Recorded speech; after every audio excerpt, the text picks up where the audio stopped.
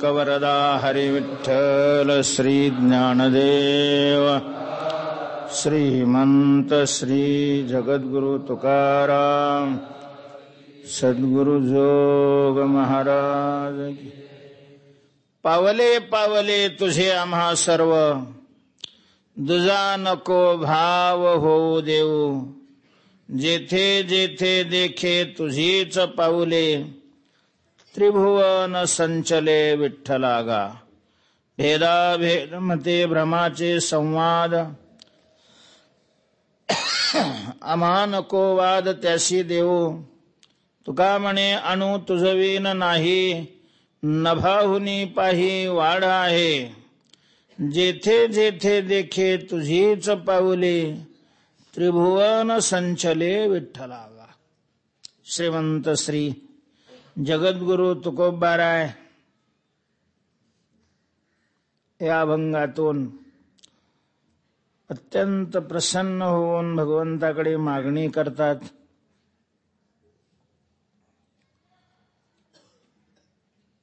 तुकोबाराय म्हणतात, देवा या अभंगामध्ये आम्ही करत असलेली जी मागणी आहे, अर्थात अत्यंत महत्वाची ही मागणी. ही मागणी जर तू पूर्ण केली तर तुझं सगळंच आम्हाला मिळालं.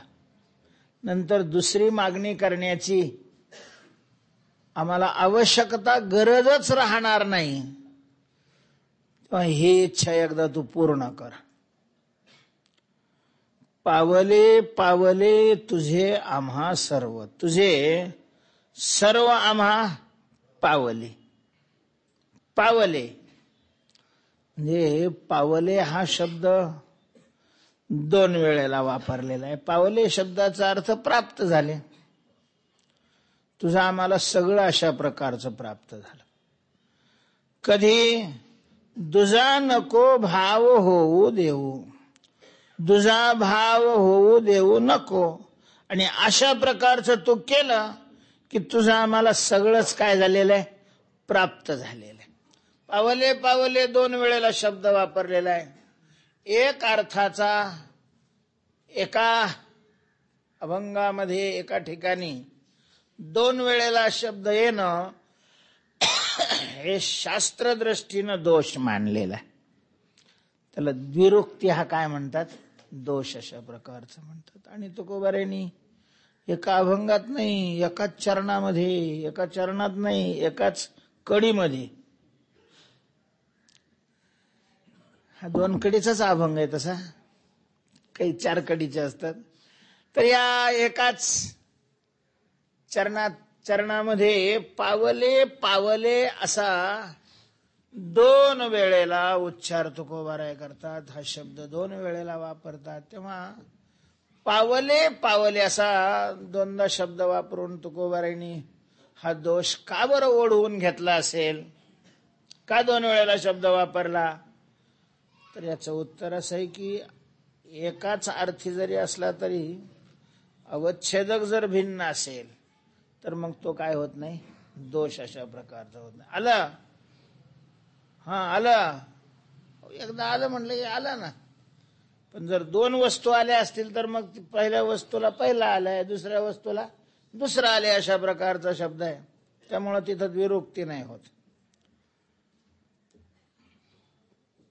प्रतियोगी जर दोन असतील तर मग काय होत नाही, द्विरुक्ती होत नाही.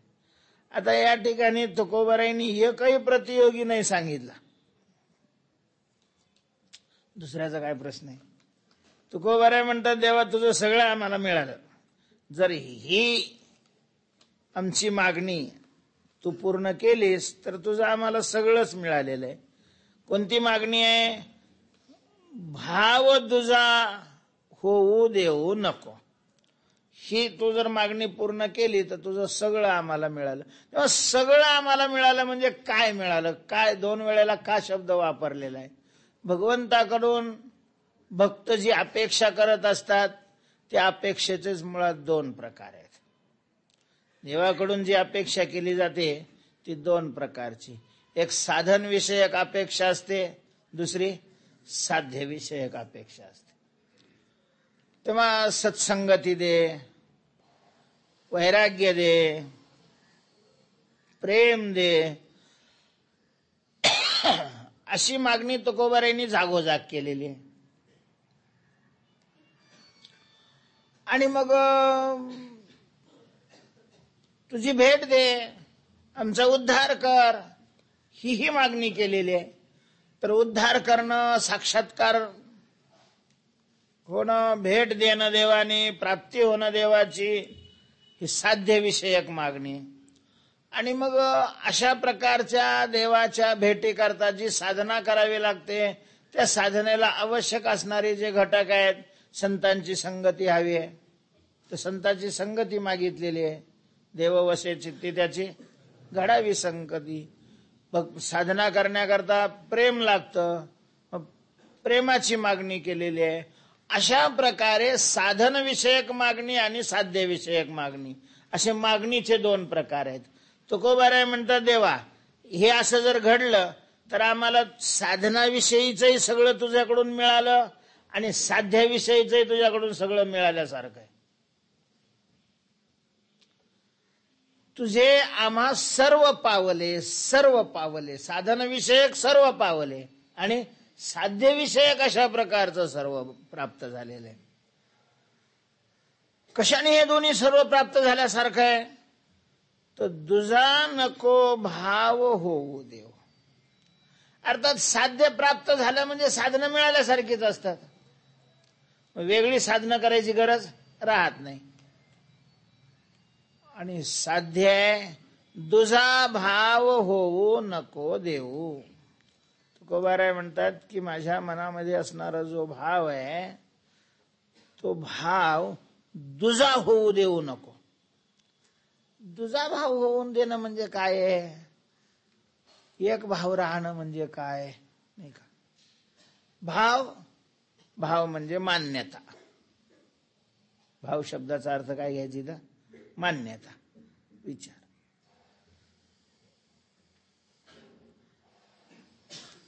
आपल्या मान्यतेमध्ये देव वेगळा, जग वेगळं, जीव वेगळा. आपण जडापासून जीवाला काय मानतो? वेगळं. त्याला चेतन आणि अचेतन म्हणतात. जीव हा चेतन आहे, जड हे अचेतन अशा प्रकारचं आहे. एखाद्या माणसावर एखादा जर बोजा जास्त ठेवायला लागलो, अरे काय मरल ना तो, इतका बोजा त्याच्यावर ठेवतात. पण एखाद्या दगडावर एखाद्याने त्याच्यापेक्षा जास्तही जर बोजा ठेवला तर तो असं नाही म्हणत की अरे ते मरल का, तर ते जड आहे. हा काय आहे? चेतन आहे. म्हणजे जड आणि चेतन यांच्यामध्ये आपण काय करतो? भेद मानतो. आणि चेतनामध्ये जीव चेतन आणि ईश्वर चेतन यांच्यामध्ये भेद मानतो. माणसं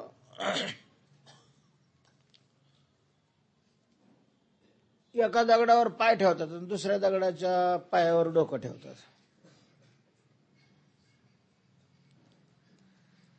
आपण ज्या वेळेला दर्शनाला उभं राहतो त्यावेळेला पायाखाली काय असतो? दगड असतो. म्हणजे त्याच्यावर दोन्ही पाय देतो. कधी कधी काही बुटकी माणसं असली त्यांना असा टाचावर करावं लागतात. आणि समोर असणारी जी मूर्ती आहे त्या पायावर डोकं ठेवतो. असं कसं काय करतात? त्याच्या डोक्यावर पाय, दुसऱ्याच्या पायावर डोकं, असं का बरं करतात? म्हणून अरे तो देव आहे, तो दगड आहे. म्हणजे दगडामध्ये आणि देवामध्ये काय मानतो? भेद मानतो. दगड म्हणजे जड. तेव्हा या तीन वस्तूमध्ये प्राधान्यत्वाने आपण भेद मानतो. त्या तीन वस्तूतल्या भेदाचे 5 प्रकार झाले. जड ईश्वराचा भेद, जड जडाचा भेद, दगडही जड आहे, लाकूडही जड आहे. मग दगड आणि लाकूड याला सारखं थोडी मानतो आपण. दगडही जड आहे आणि बोटातली अंगठी चेतन ती पण जडच आहे ना. सोनं आणि दगड हे दोन्ही जड आहेत.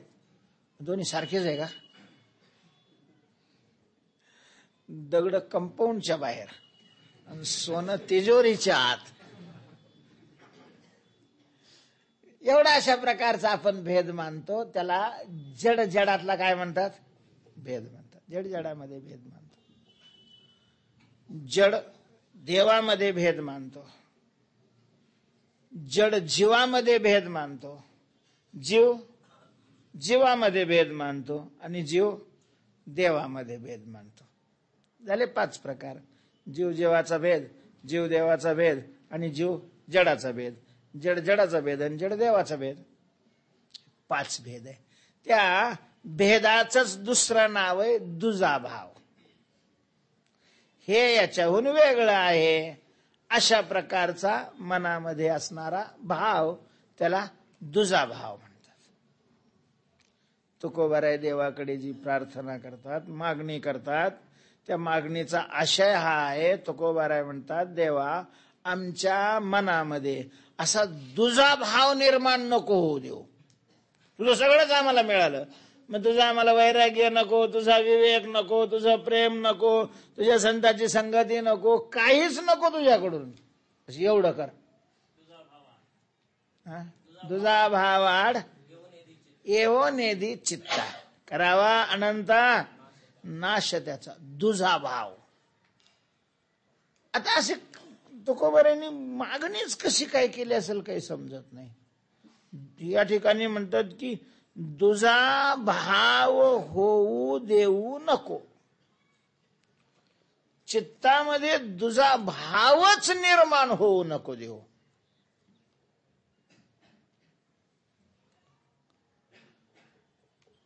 वस्तू दुजी असेल तर भाव निर्माण तर होणारच. आणि दुजी वस्तू असूनही जर एखाद्याच्या मनामध्ये चित्तामध्ये दुजा भाव निर्माण होत नसेल तर लोक त्याला त्याची कशात गणती करतील? वेड्यामध्ये करतील ना.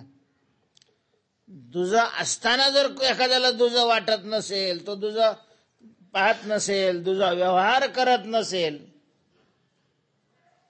तर वेडा आहे, अज्ञानी आहे, मूर्ख आहे, अशा प्रकारचं त्याला मानतील. तेव्हा दुजा भाव होऊ देऊ नको असे तुकोबारायांनी मागणी देवाकडे केली कशी? एक. दुसरी गोष्ट अशी आहे की या मागणीचा उपयोग काय आहे?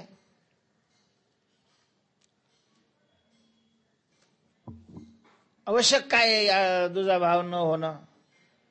पण दुजाभाव होऊ न देणं हे शक्य तरी आहे का आणि योग्य आहे का?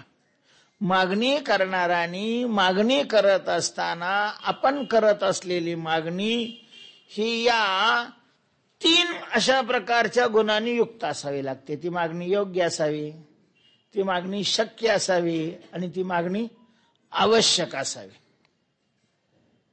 अशी मागणी करावी देवाकडे, संताकडे, वा बापाकडे, आईकडे किंवा म्हाताऱ्यांनी पोराकडं.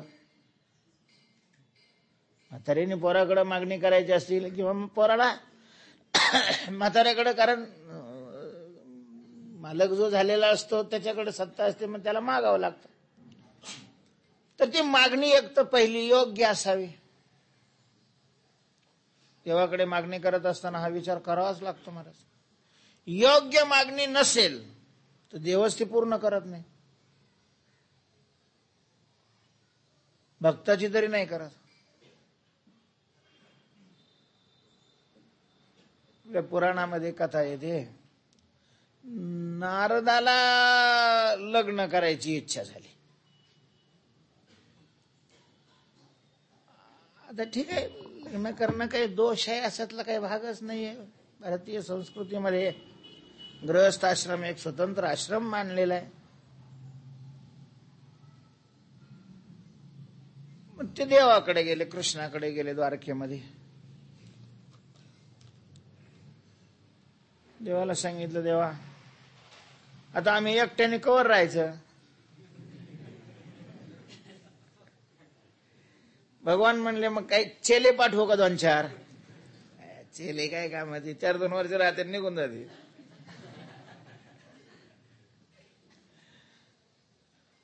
म्हणणं काय आहे, आता तुळशीचं लग्न झालेलं आहे, तुम्हाला काय आता आळंदीत गर्दी दिसत नाही हो देवा? असं म्हणजे तुम्हाला लग्न करायची इच्छा आहे का? देवा काय सोहळं एकट्यालाच करावं लागत. भांडे आपणच घासायचे, कपडे आपणच धुवायचे, ते वाळू आपणच घालायचे, वाळू घातल्यावर काढायचे सुद्धा आपणच. रेकोर करायचं. ठीक आहे ठीक आहे ठीक आहे, तुमच्या मनातला भाव काय माझ्या लक्षात आला. मी पटदिशे ब्रह्मदेवाला बोलवून घेतो आणि पाहतो मग आम्ही एखादं स्थळ. देवा आता स्थळ आणि फिळ कशाला पाहता?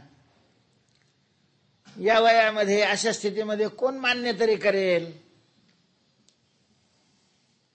आता लग्न करायचं स्थळ पाहिल्याशिवाय तसं नाही. मग तुमच्याकडे भरपूर आहे, देऊन टाका ना एखादी. यांच्याकडे काही कमी नव्हती हे खरंच आहे. 16,108 बायका होत्या. मग त्याच्यातली समजा एखादी कमी झाली तर काही फरक पडेल असं काही नव्हतं. म्हणून आपलं याने सरळ भावाने मागितलं बा एखादी देऊन टाका. पण आता ही केलेली मागणी योग्य होती का? कारण देवाला जिने पत्नी मानलेलं आहे, भक्ताच्या दृष्टीनं ती कोण आहे? माता आहे. आणि मातेची मागणी केली नारदाने, म्हणजेच ही मागणी काय नाही, योग्य नाही. देवाने पूर्ण नाही केली महाराज. पूर्ण तर केली नाहीच नाही, पण अशी मागणी केल्याबद्दल काय दिला? दंड दिला. नाही तर म्हणला नाही. मोठे माणसं लयच हुशार राहतात. आणि ह्यो बाबा तर चतुर राहतो शिरोमणी. त्या नारद्याला इतकं पळवलं महाराज, इतकं पळवलं. बिचारा कीर्तन करून तुकडे खाणारा माणूस. त्याची इच्छा झाली की बायको करायची आणि देवाला मागितलं. देवाने म्हणायला पाहिजे होतं की अरे असं हे बरोबर नाही, योग्य नाही, अमकं नाही. तसं काही नाही. ठीक आहे नारदा म्हटले, फार चांगलं झालं, कदरून गेलोय मी. तुम्ही जर माझा बोजा उचलत असाल तर तेवढंच मला काय होईल, हलकं होईल. एक काय 4-10 तुम्हाला जेवढ्या लागतात तेवढ्या घेऊन जा, मी कोऱ्या चेकवर सही करून देतो. बस फक्त मी ज्या घरामध्ये नाही, जिथं मी नाही, तिथली उचलायची. आता नारद म्हणजे कीर्तन करू करू ढवळे केस झालेले होते. मग त्यांच्या लक्षात एवढं नाही यावं.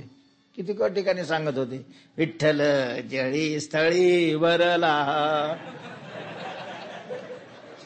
चाललं चांगले प्रमाणे म्हणत होते. आणि भगवान म्हणतात मी जिथं नाही तिथली घेऊन जावं. लक्षात येऊ नये का हा कुठं नाही. नारदाला वाटलं मग तर चांगलं झालं. भगवान जिथं भेटले होते नारदाला त्याच्या एकदम विरुद्ध बाजूचा जो वाडा होता, नारदाने असे आचे खोचे खवले, ते येणा फिना बाजूला ठेवून दिला. आणि जो पळाले नारद, जोरात पळाले. वा तिथं गेले. तिथं जाऊन असं खिडकीतून पाहता तर नेटकाचा हा झोपेतून उठलेला आहे. मध्येच गेलेच नाही नारद. तिथून दुसऱ्याकडं कुठं दात घासतोय, तर कुठं आंघोळ चाललेले, कुठं पूजा चाललेले, कुठं काय चाललेलं आहे. मला 16,108 वाडे होते. प्रत्येकातून पायी ना हो, तिथं काय गाडी का काय काय, पायी नुसतं पळत होता. तुकडे पडायची वेळ आली. एकही ठिकाण असं नाही सापडलं की जिथं देव नाही. हातात झाले. मग देवाकडे गेलेच नाही, भेटलेच नाही. आणि गेले मथुरेच्या बाहेर एका ठिकाणी स्नान केलं. झालं. स्नानाला पाण्यात गेले, वर निघाले तर ती बाईच झाली. म्हणजे शरीराच्या अवयवामध्ये अवयव रोपण. ते नारदाचीच बाई झाली. झालं. ते पाहिलं की वरून उतरले पैलवान. 60,000 पोरं. नारदाला वाटलं की काय ताप झाला बाबा, आता आपलं कुठं सप्ताह चालला की त्यांना वाटायचं एखादं कीर्तन जाऊन करावं, काय करावं, ते ही अशी स्थिती झाली. म्हणजे नारद किको भई नारदी ऐसी नौबद गाजी. योग्य मागणी नसेल तर देव पूर्ण करत नाही. म्हणून मागणी करत असताना ती कशी असावी? योग्य असावी. दुसरी गोष्ट आहे ती शक्य असावी. आणि तिसरी गोष्ट आहे आवश्यक असावी. आता तुकोबाराय म्हणतात, देवा तुझं आम्हाला सगळं मिळालं, समज फक्त एवढं अशा प्रकारचं पुरं कर. काय करायचंय? भाव तुझा होऊ देऊ नको. माझ्या मनामध्ये जो भाव आहे, मान्यता आहे, तर त्याच्यामध्ये दुजेपणा नको येऊ दे. आता जर वस्तू दोन असतील तर दुजेपणा येणार की नाही? दुजेपणाचे 3 प्रकार आहे. स्वगत भेद, सजातीय भेद आणि विजातीय भेद. आणि जर 2 विजातीय वस्तू समोर असतील तर त्या 2 वस्तूविषयी भाव एक कसं काय राहील?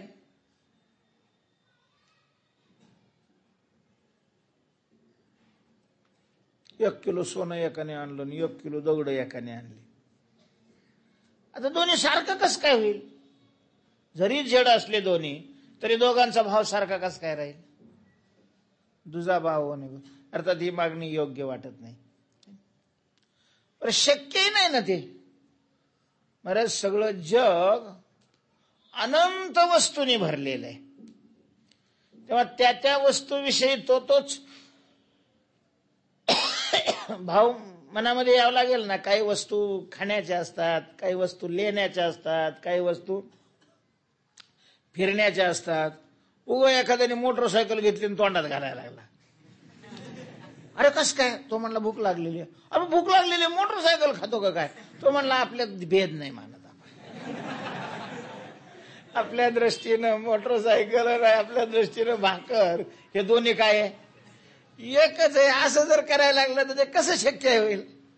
त्यामुळं दुजा भाव होऊ देऊ नको. हे शक्यही नाही, योग्यही नाही.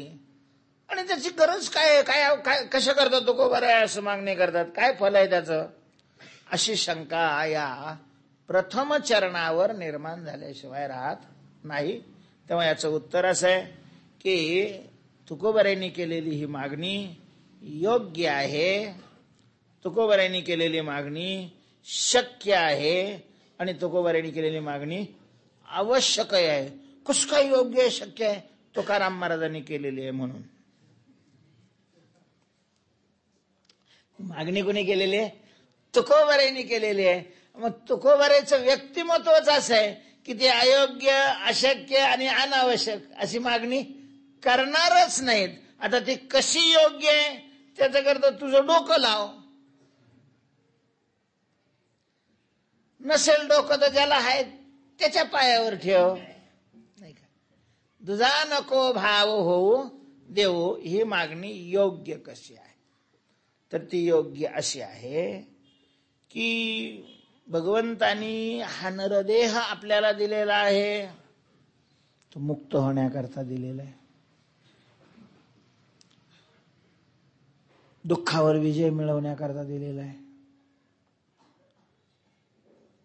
कर्माचा नाश करण्याकरता दिलेला आहे, अज्ञानाचा बाध करण्याकरता दिलेला आहे.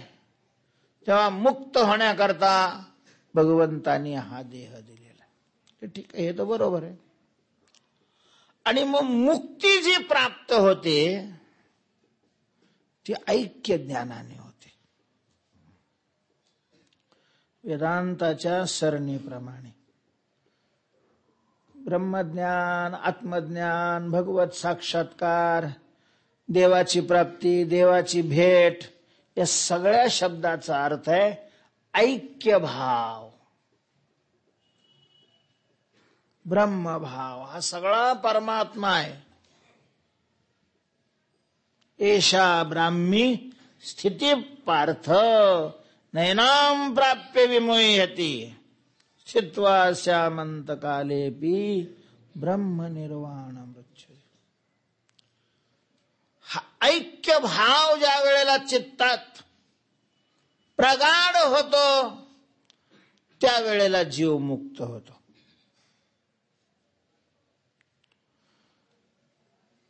ऐक्यभाव सगळा परमात्मा. जागता जगदेव राखा काही, ऐसा ज्याचा अनुभव विश्वदेव. सगळं विश्वदेव आहे अशा प्रकारचा भाव मनामध्ये निर्माण झाल्याशिवाय जीव मुक्त नाही होत. म्हणून कुंभपाक लागे तयासी भोगणे अवघाची नेने देव ऐसा. अवघा देव ऐसा नेने तयासी कुंभपाक भोगणे लागे. सगळा देव आहे.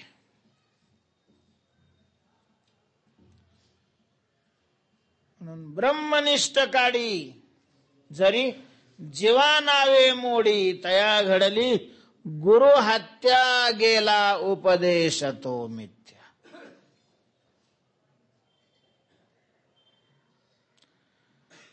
ऐक्य भाव मनामध्ये जोपर्यंत प्रगाढ व्हावा लागतो, पुन्हा संशय विपर्यानी रहित अशा प्रकारचं दृढ ज्ञान, दृढ भाव हा निर्माण ज्या वेळेला होतो त्या वेळेला मुक्ती प्राप्त होते. म्हणजे या भावाची, हा भाव निर्माण होण्याची अत्यंत आवश्यकता आहे. म्हणून या भावाविषयी केलेली मागणी कशी योग्य आहे, शक्यही आहे. वस्तू बाहेर वेगवेगळ्या आहेत आणि ऐक्याचा भाव त्याच्याविषयी निर्माण कसा होईल, तर वस्तू वेगवेगळ्या दिसतात, आहेत असं नाही. वस्तू वेगवेगळ्या दिसतात, आहेत असं नाही. ह्या वस्तू वेगवेगळ्या कशा दिसतात, जसं सोन्याचे अनेक अलंकार केले तर त्याचे आकार भिन्न आहेत, त्याची नावं सुद्धा काय आहे भिन्न आहे, पण एकच सोन आहे. सोन्याशिवाय दुसरं काय आहे, सोनच आहे. मातीपासून तयार झालेली भांडी लहान मोठे आकार आहेत, त्याची नावंही काय आहेत वेगवेगळी आहेत, पण आहे नुसती काय माती. तसं हे सगळं जगत, यांची नामे ह्यानाने, अनारिष्य वर्तने, वेशयी सिनाने अवघी यांचे, ऐसे देखोनी किरीटी भेद सुसे तुझ्या पोटी. अर्जुना, असं पाहून कदाचित हे भिन्न भिन्न आहे असा भाव तुझ्या मनामध्ये निर्माण होईल. निर्माण नको होऊ देऊ, कारण हा भाव निर्माण झाला की गेली मुक्ती. मग तोपर्यंत बद्धताच आहे. एकच आहे, म्हणजे कारण एक आहे, उपादान कारणही एक आहे आणि अधिष्ठानही एकच आहे.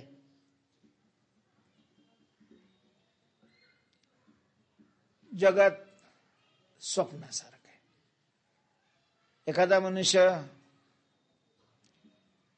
संन्यासी आहे, म्हणजे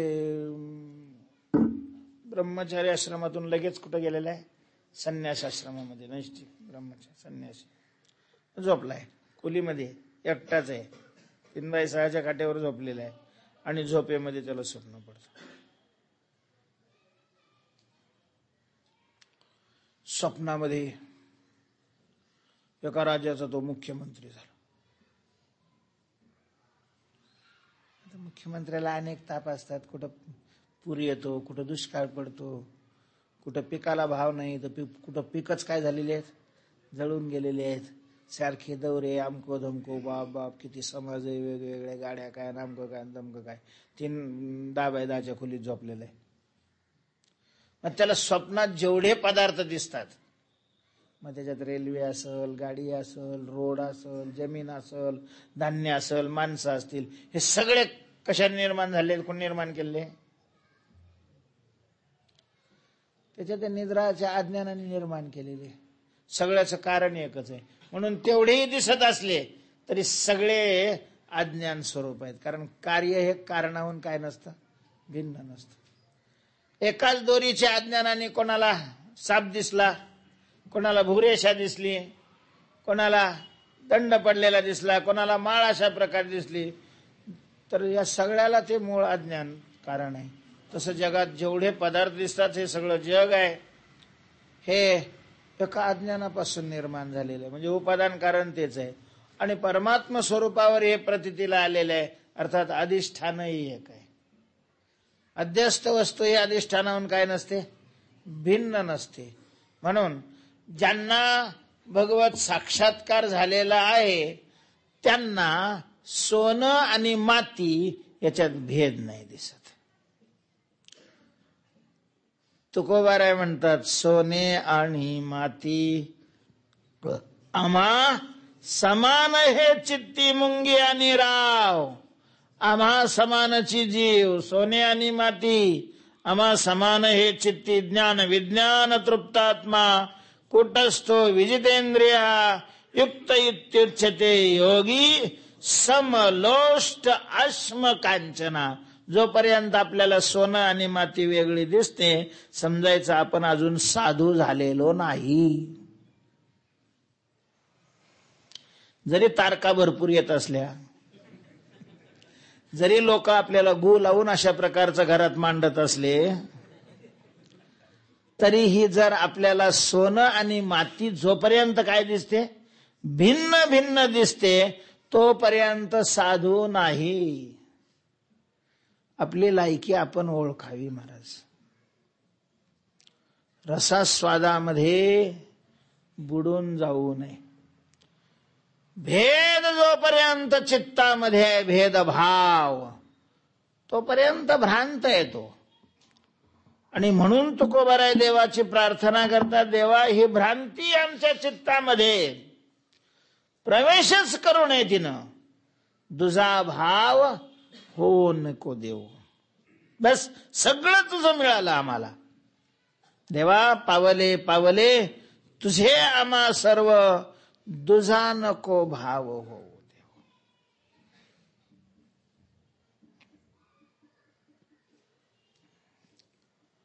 जड भरताची कथा सांगतात.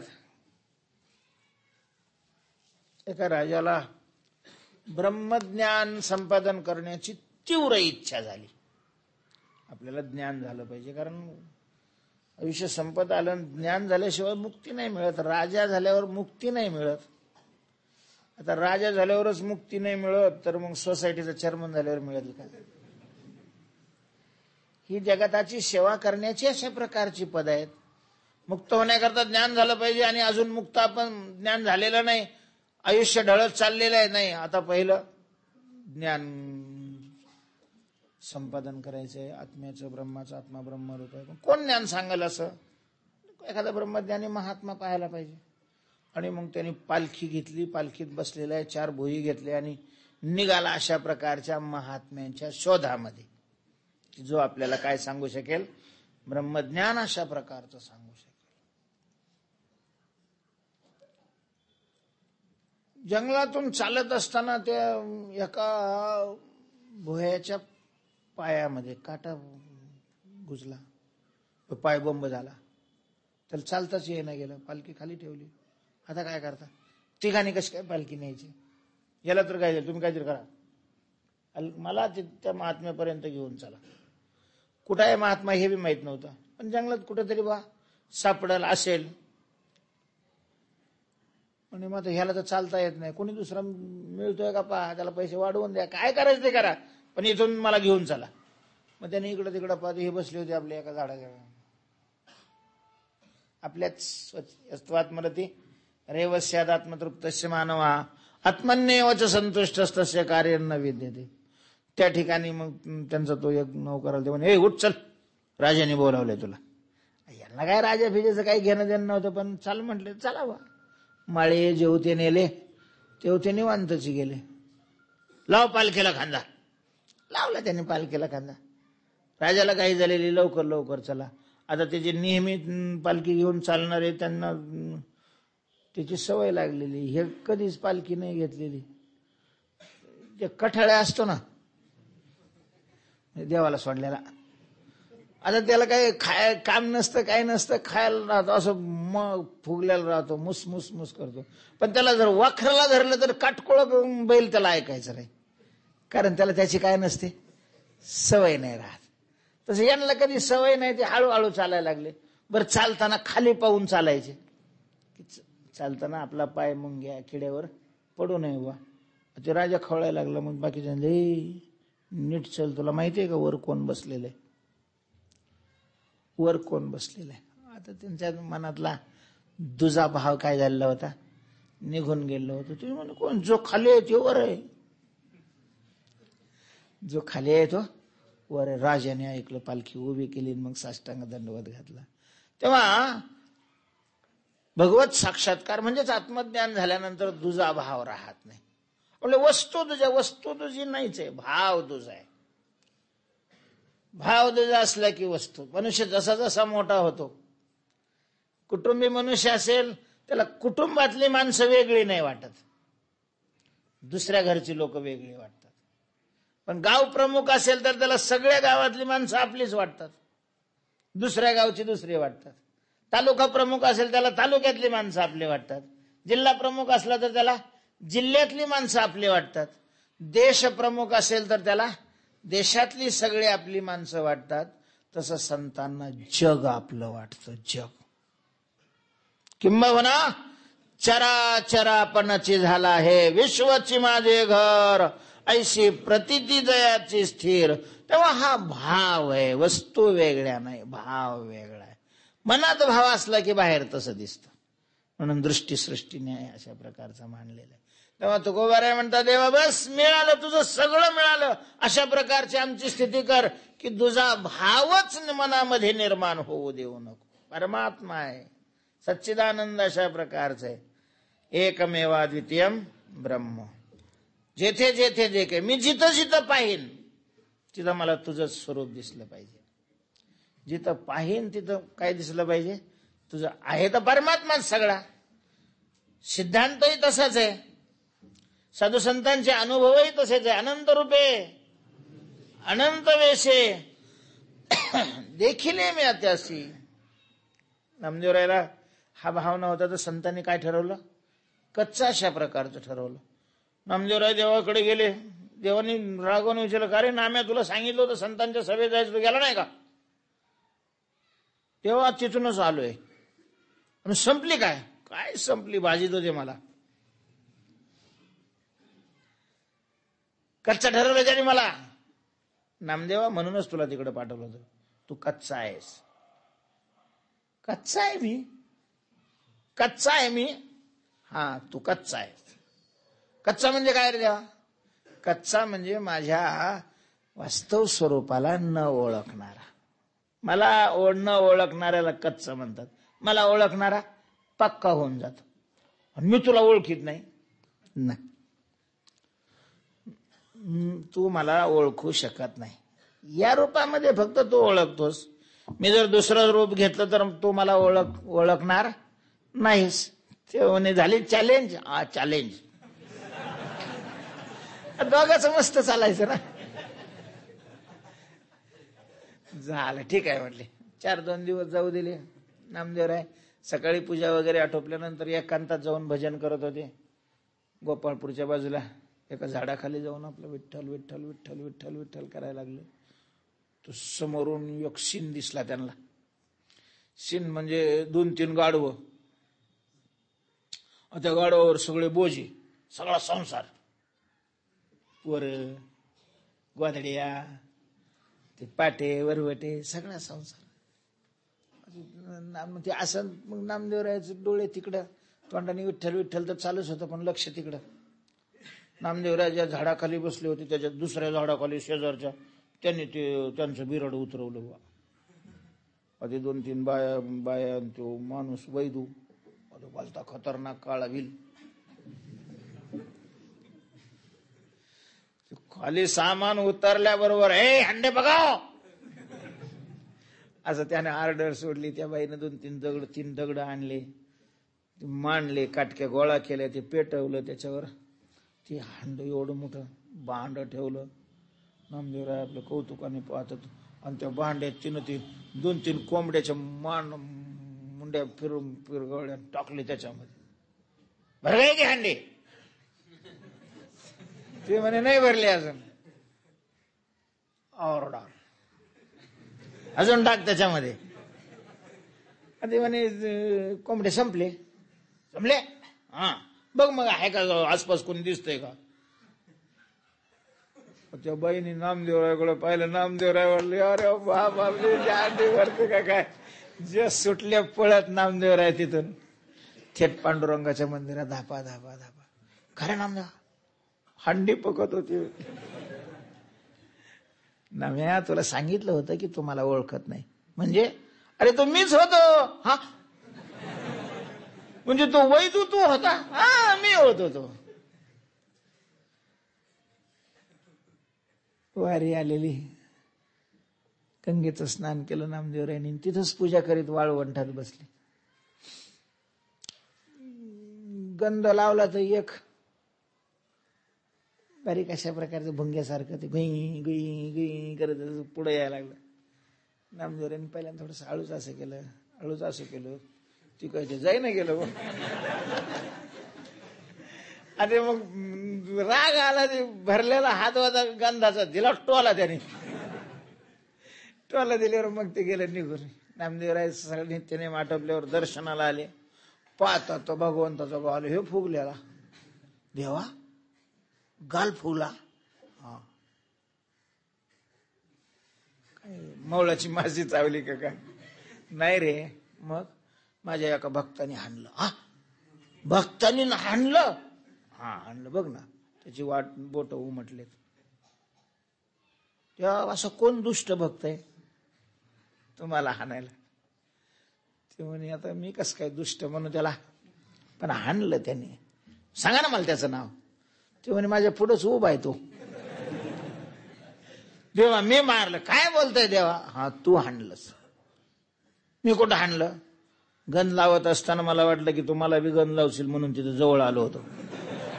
तू गंध लावला नाही पण टप्पू दिलास ठेवून.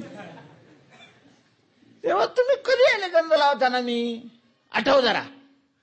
हा तो एक भुंगा आला होता. मीच होतो तो भुंगा. तेव्हा भुंगा कसं काय तुम्ही? मी तेच म्हणलं की तू मला ओळखू शकत नाहीस. आणि मग ह्याला पाठवलं औंड्याला. तिथून ज्ञान झालं. पुन्हा आले आणि मग पुन्हा ज्या वेळेला वनभोजनाला गेले त्या गोपाळपूरकडे जातात. या मार्गशीर्ष महिन्यामध्ये अख्खं पंढरपूर जातो आपापल्या भाकरी घेऊन तिथं जेवायला, है ना. तर ते तिथं गेले, धपाटे केलेले होते आणि बसले असे. तोवर एक कुत्रा आलं, त्याच्यातले 2 धपाटे उचलले, लागलं पळायला. नामदेवरायांनी पाहिलं, तुपाची वाटी घेतली त्याच्या मागं. देवा अरे कोरड्या कसं काय धपाटे खातो, तूप लावू दे त्याला. मग भगवान प्रगट झाले. नाम्या आता तो काय झाला पक्का. तेव्हा मनामध्ये तुझा भाव जोपर्यंत आहे तोपर्यंत कच्चा आहे तोपर्यंत कर्म होतं. कर्म झालं की त्याला भोगण्याकरता मग कुर्वते कर्म भोगाय कर्म कर्तुंच भुंजते नद्यांकिटाय वावर्तात आवर्तांत रमाशुते व्रजंतो जन्मनो जन्म लभंते नैव निर्वृत्तीम. म्हणून नामदेवराय तुकोबाराय म्हणतात, देवा मी जिथं पाहीन तिथं मला तुझं स्वरूप दिसलं पाहिजे. सगळं त्रैलोक्य तू बनलेला आहेस. तुझंच अशा प्रकारचं त्रैलोक्य स्वरूप आहे. अशी वास्तवता तर आहे, पण तशा प्रकारची माझी काय झाली पाहिजे, मान्यता तयार झाली पाहिजे. त्रिभुवन संचले विठ्ठलागा भेदाभेद मते भ्रमाचे संवाद आम्हा नको वाद त्याशी देऊ. जगात भेद सत्य आहे का अभेद सत्य आहे? असे भेद सत्य मानणारे भ्रमिष्ठच आहेत आणि अभेद सत्य मानणारे काय भ्रमिष्ठच आहेत. का ते भेदवाद्याबरोबर काय करतात, भांडण करतात. कोण? अभेदावाली. आणि मग भांडण करायचं असेल तर ते कशात यावं लागतं? भेदात यावं लागतं. आणि मग भेद सत्य आहे असं मानणाराला तुमचं म्हणणं खोट आहे हे सुद्धा भेद सत्य मानूनच म्हणावं लागतं ना. म्हणून भेदाची मतं आणि अभेदाची मतं हे सगळेच भ्रमाचे संवाद आहेत. देवा त्यांचा ना आमचा राम रामच होऊ देऊ नको. तुकाराम महाराजांना थोडीशी शास्त्र खंडन मंडनाचं अनावड आहे, नाही आवडत ते. तुका म्हणे तुम्ही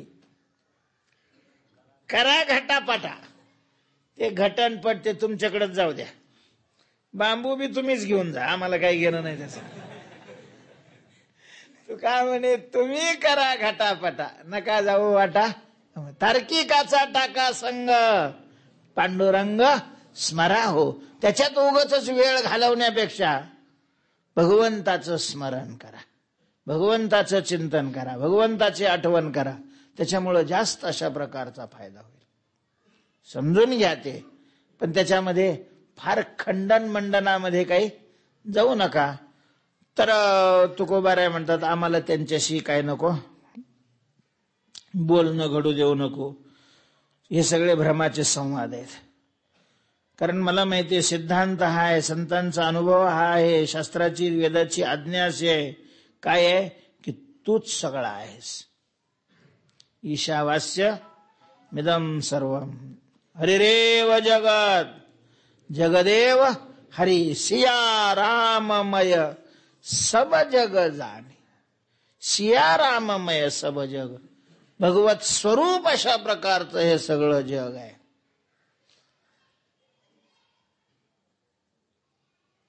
तुका म्हणे आणू तुझं विन नाही, तू नाही असं काय नाही, आणू सुद्धा नाही. आणू सगळा तूच आहेस. सूक्ष्मही तू आहेस आणि व्यापकही तू आहेस. अणो हो अणियान महतो महियान असं वेदाने म्हटलेलं आहे. तेव्हा तू काय म्हणे अणू तुझं विन नाही, अणू सुद्धा तुझं वाचून नाही. आणि व्यापकतेच्या बाबतीत नभावनी पाही वाढ आहे असं जे तुझं स्वरूप आहे, तशाच प्रकारची माझ्या मनामध्ये मान्यता निर्माण होऊ दे. त्याच्यामध्ये बदल नको, दुजा नको भाव होऊ देऊ. अशा प्रकारची मागणी तुकोबारायांनी केलेली आहे. आणि असं जर मला प्राप्त झालं तर तुझं सगळं मला मिळाल्यासारखं आहे. पावले पावले तुझे आम्हा सर्व, दुजा नको भाव हो देव. पुंडलिक वरदा हरी विठ्ठल. माऊली ज्ञानेश्वर महाराज की जय. विठ्ठल विठ्ठल विठ्ठल विठ्ठल. पुंडलिक वरदा श्री ज्ञानदेव